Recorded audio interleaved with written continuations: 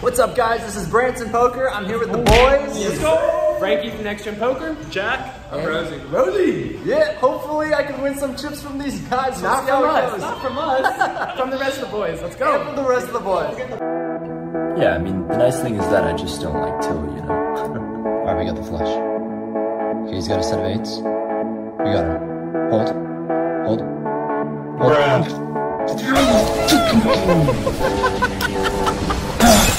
Tell him he's got a lot of class, and it's all low.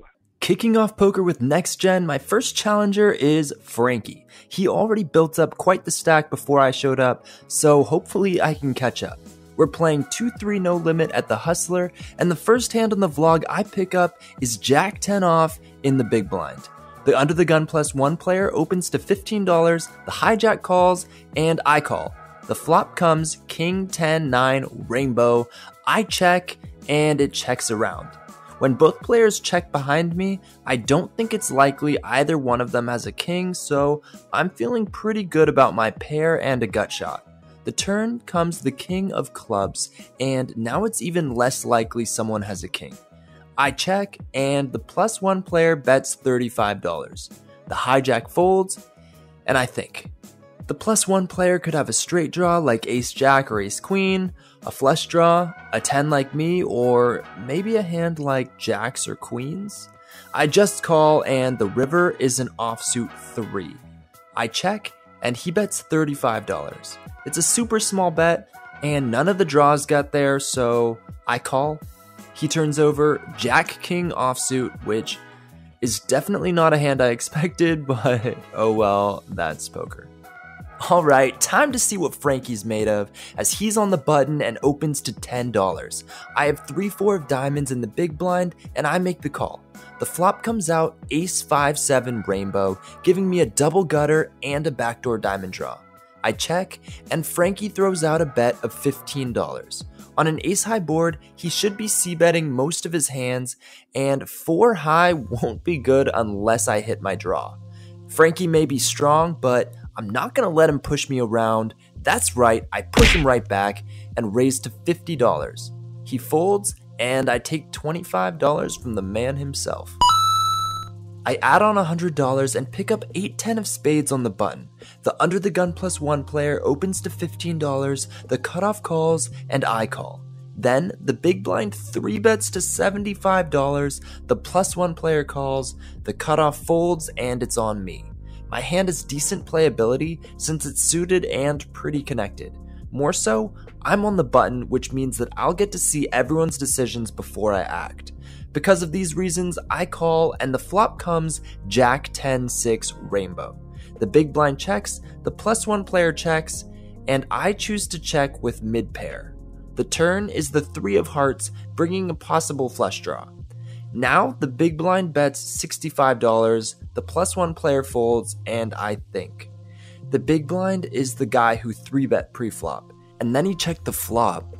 As the aggressor, I think he would have bet the flop with a jack, an overpair, or a set, or 2-pair. Maybe he would try to slow play pocket jacks. I think he either has like a 10 like me, or he has some kind of bluff, maybe a flush draw or straight draw. I call, and the river is an offsuit 2. Now he goes all in for $198 effective. Oh boy. Nothing's really changed, the draw's pretty much all missed. I'm racking my brain. What hand makes sense here? I can't think of anything besides bluffs and maybe pocket jacks. I take a deep breath. Clear eyes, full hearts. Can't lose. Clear eyes, full hearts. Can't lose. Let's go play some football. I call, and he flips over pocket 5s for a bluff. Let's go, baby. Feels great calling off a bluff, and we take down a nice pot. Let's go, baby. Next, I look down at one of my favorites, 9-10 suited in the cutoff. The hijack opens to $15, I 3-bet to $50, and everyone folds. Rosie took Frankie's seat, and we're about to get in a hand with him when I pick up pocket 9s in the cutoff. There's a straddle, the Under the Gun limps, and Rosie bumps it up to $30 from the low jack. I call, the big blind calls, the straddle calls, and the under the gun limper calls, and we're 5 ways to a flop. The flop comes out ace jack 5 with 2 clubs, and it slowly checks around. The turn comes out the 9 of diamonds. Boom, we turn a set, the big blind and straddle check, and the under the gun bets $80. Rosie then thinks for about 40 seconds. Please call, please call, please call. But he folds. At least I have a chance to take his $30 from pre-flop. Anyway, right now I'm 99% positive I have the best hand. When the under the gun just limp calls pre-flop, he should never have jacks or aces, and no straights or flushes are possible yet. This player, Jacob, has shown that he's unafraid to bluff or battle it out with all sorts of draws. This is a dream spot for me, and I raise it up to $220. It folds back to Jacob, who goes all in for about $360. I call, and the river is a 3. Jacob turns over queen 8 of spades, he missed his straight, and we take down a huge pot, as well as $30 of Rosie's money. Jack takes Rosie's seat as our third and final challenger. We made money from Frankie, made money from Rosie, now it's time to complete the triangle. I have Jack Queen of diamonds under the gun, and I open to $15. Jack calls from the small blind, and we're heads up to a flop that comes 3-9-6 with 2 clubs. Jack checks, and this board shouldn't connect with my under the gun range, so I choose to check this one. The turn is an 8, and Jack checks again. Even though I picked up a gut shot, this card again shouldn't help my range much, so I check in hopes on improving on the river. The river is an ace, and Jack checks for a 3rd time. Finally, a card that hits my range. A lot of times when I check the flop and turn on this kind of board, I'll have an ace high hand that's just looking for showdown, so I can easily have rivered top pair here. I bet $20, but unfortunately Jack is able to find the call. No, you got me. You got me.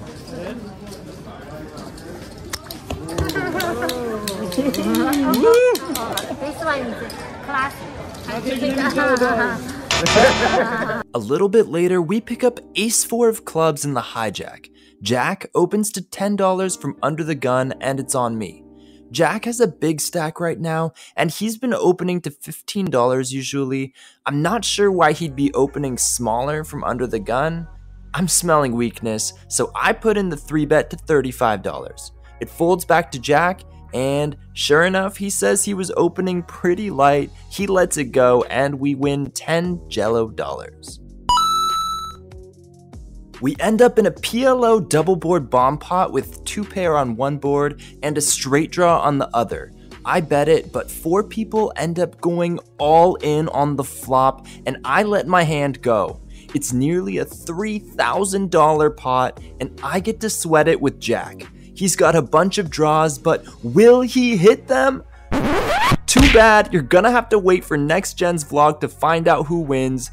No spoilers here, but let me tell you, it is insane.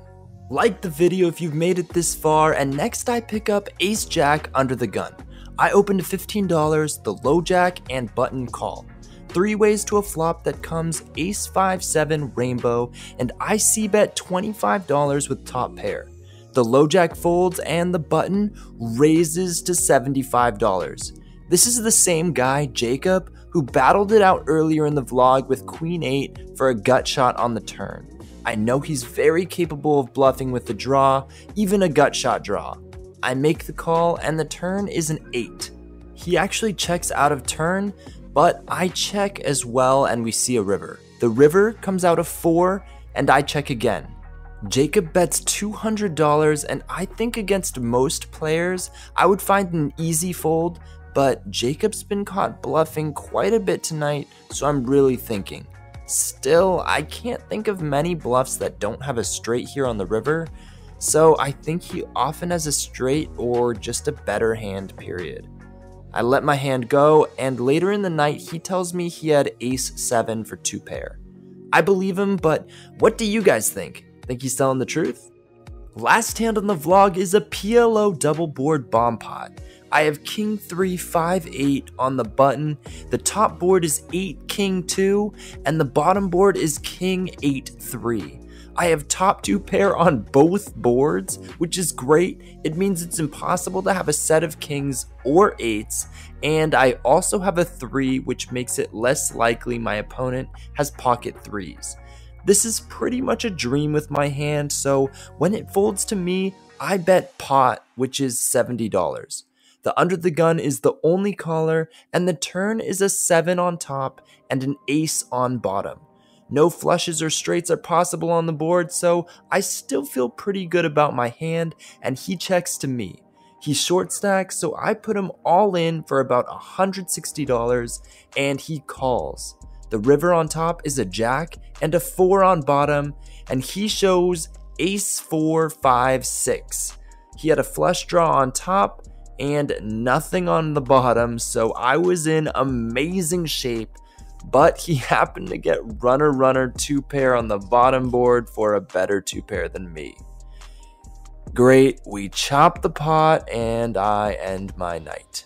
Alright, I am done with the session. That was so much fun playing with Next Gen. I got to play with all 3 guys. I didn't play with Poker Beast today, unfortunately, but we were in for 400, added on for another 100 when we dipped a bit, and then had that really tough call down with 8-10 suited. But yeah, won some pots after that and cashed out for 1066 for a profit of 566. Alright, thanks for watching, guys, and I will see you in the next one.